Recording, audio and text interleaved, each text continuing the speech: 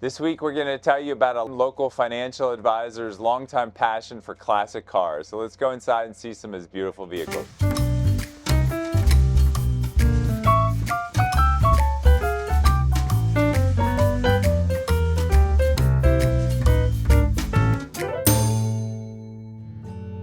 If you enjoy watching our weekly BizBeat clip series, consider supporting the Fredericksburg Free Press as we continue to grow our community-driven news organization in the Fredericksburg region. While access to our content will always be free, we rely on your help to sustain our work. Please consider becoming a sustaining member or making a one-time contribution to support our work. Corporate sponsorship opportunities are also available. Visit fredericksburgfreepress.com for more information. And thank you for your consideration.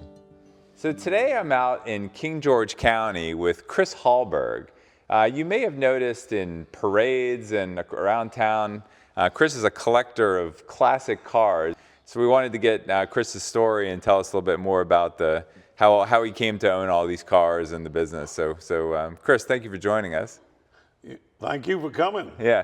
So Chris, why don't we start a little bit with your background? So you're from the Fredericksburg area. You grew up here. You were a financial advisor. So tell people a little bit about yourself. Well, I was born and raised in Fredericksburg. I originally grew up at the corner of Kenmore Avenue and Mortimer Avenue. The house now is the home of the minister at St. George's Church. And Chris, somewhere along the line, you started to get very interested in these classic cars that you've got placed on this property, I think at other properties too. So how did you get into that, the classic car hobby? I bought my very first one in June of 2018, and I've still got it. It was a 1951 Dodge panel truck. So that was the first one I bought. Then just one thing led to the other, and kept buying them, and then I started doing some selling and doing some trading, and but you know, they're from all over the place. How many do you have now? I have 50 cars now. I'd like to have 5. No, I don't think I'd do that. People always say, well, what's your favorite car? And I said, well, do you have children? Yeah. I said, what's your favorite child? So where do you find the cars, and like sort of what's your criteria for what you want to buy? I'm on about 4 or 5 auction sites. Read a lot of catalogs, and then you know the word's gotten out that I'm a buyer, and so people call me. I bought cars from all over. I buy unusual things. I don't buy things that other people have, and these cars are all, you know, pretty unusual. What era? I know you've got kind of but what are like the most common era that you have? My cars are mostly 30s, 40s, and 50s. Okay. I got a few 60s, but. And your brand name for the business is what? Like what do you put on all the license plates? Well, it's Easy Deal. So then every license plate is easy something. This is oh so easy. The other one over there is Easy to Do. Another one is Easy Y'all and Easy Baby, and you know, just easy something. Yeah. So I call it Easy Classic Cars. Okay.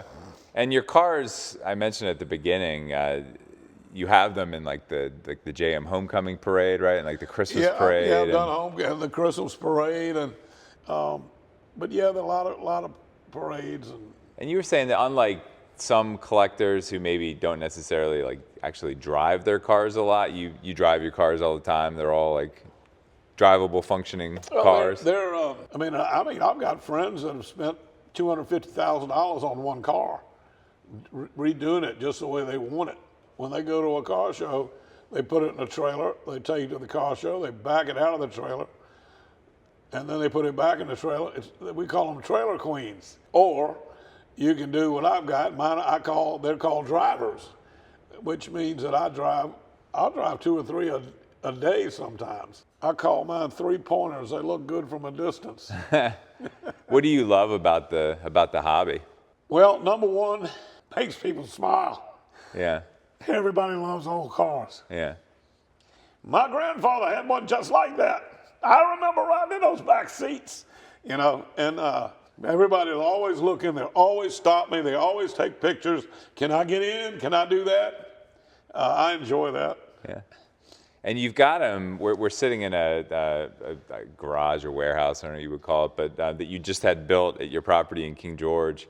And you've got several buildings here on your property here, and they've all got a bunch of cars in them. But so you've kind of got your car, a lot of them here, but then kind of all over the place, right? Well, yeah, I tell people I buy garages and houses come with them. But I built this building so I could try to get them all together. So somebody who's interested in buying a car from you or renting it, what do they do? Because you don't necessarily have a website for it, but like how do they find you? I need to do that.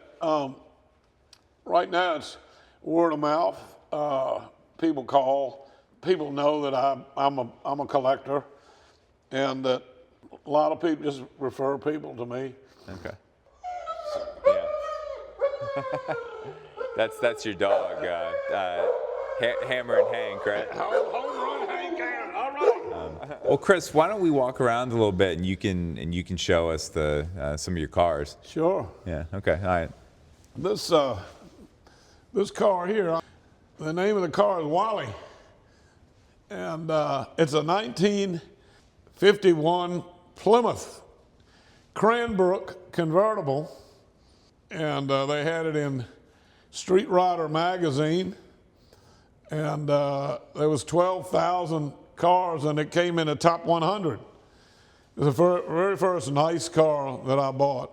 This is a 1953 Chevrolet, and it was not a convertible to begin with, but it is a standard transmission with a 6-cylinder engine. This car is a 1948 Ford. This has got a Chevrolet engine, and that's what they call a small block Chevrolet. That's a great car. This is a 1930 Rolls Royce, and this is original. I haven't started it yet. It's going to take some learning. The driving's on this side, which is no problem, but this is a really, really classic. This car was purchased in England for $900. The owner paid $300 to ship it to the port of Toledo. It's a real classic. Yeah. And this is a 1937 Chevrolet. These are my trophies from car shows. This is a 1937 Ford, and again, that's got a Chevrolet engine. They did a real nice job building that car. Well, Chris, thanks again for joining us today. I appreciate it. You're welcome. And that's going to do it for this week's edition. We appreciate you watching. Be sure to subscribe to our YouTube channel and our newsletter, and we'll keep you up to date on all the things happening here in the Fredericksburg region. We'll see you next week.